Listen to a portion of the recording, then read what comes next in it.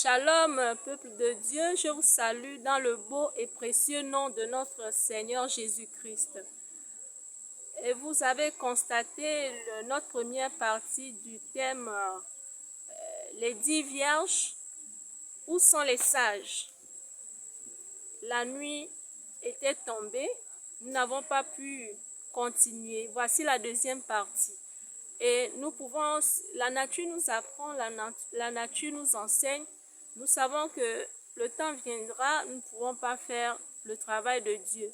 Donc Dieu nous aide à faire son œuvre pendant qu'il est encore temps, pendant qu'on ait encore la santé, pendant qu'on ait encore la force, que Dieu nous accorde la grâce, qu'il abonde sa grâce dans nos vies afin que nous puissions faire l'œuvre pour laquelle il nous a envoyés sur terre. Comme Jésus même, il a dit qu'il doit faire le travail de son Père pendant qu'il est encore jour. Donc que le Seigneur nous vienne en aide, que le Seigneur nous fortifie au nom de Jésus-Christ notre Seigneur.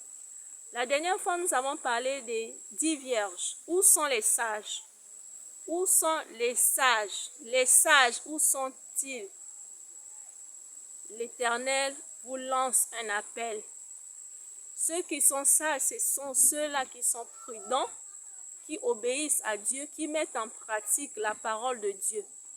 Les sages sont ceux-là qui sont réglés dans leur conduite. Les sages sont des personnes qui sont toujours à la quête de la connaissance de Dieu.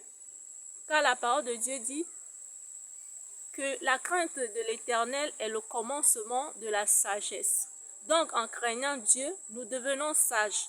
C'est la crainte de Dieu qui nous rend sages. Nous ne pouvons pas être sages en dehors de la parole de Dieu. Donc, si quelqu'un te dit qu'il est sage et qu'il ne met pas en pratique la parole de Dieu, cette personne n'est pas sage. C'est ce que nous dit la parole de l'Éternel. La dernière fois, nous avons lu le livre de Proverbes chapitre 7 à partir du verset 1er et on s'était arrêté sur le verset 24. Mais nous allons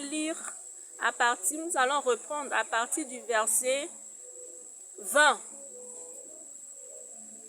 Il a pris avec lui le sac de l'argent et ne reviendra à la maison qu'à la nouvelle lune. Elle le séduisit à force de paroles, elle l'entraîna par ses lèvres doucereuses. Il se mit tout à coup à la suivre, comme le bœuf qui va à la boucherie, comme un fou qu'on lie pour le châtier, jusqu'à ce qu'une flèche lui perce le foie, comme l'oiseau qui se précipite dans le filet sans savoir que c'est au prix de sa vie.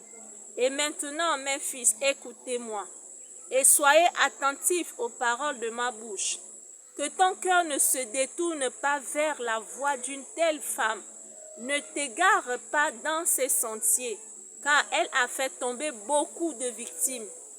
Et ils sont nombreux, tous ceux qu'elle a tués. Sa maison, c'est le chemin du séjour des morts. Il descend vers les demeures de la mort. Alléluia. Donc Dieu nous interpelle, Dieu interpelle ses enfants à retenir ses recommandations. Verset 1er dit, mon fils, retiens mes paroles et garde avec toi mes préceptes.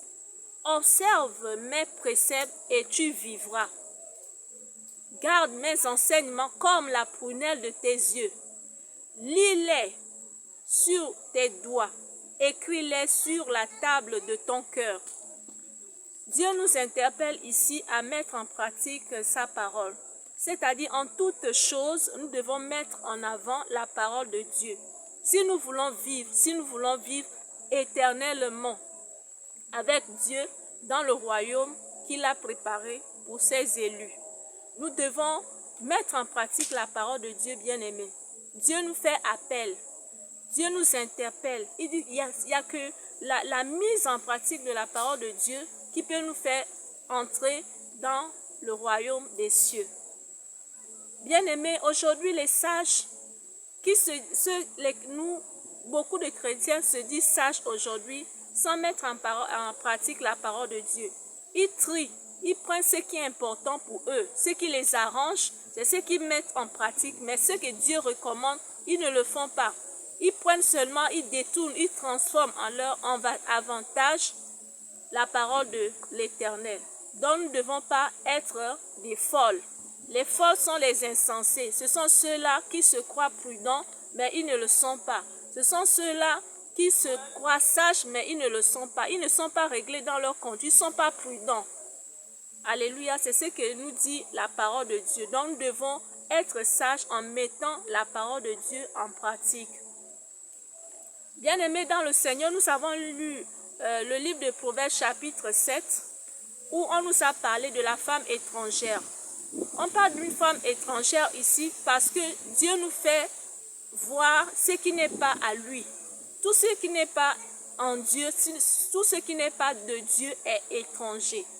Donc, la femme étrangère, c'est un système, ce sont des actes que les gens posent qui ne sont pas de Dieu. C'est-à-dire la séduction. La séduction, d'abord, elle est péjorative.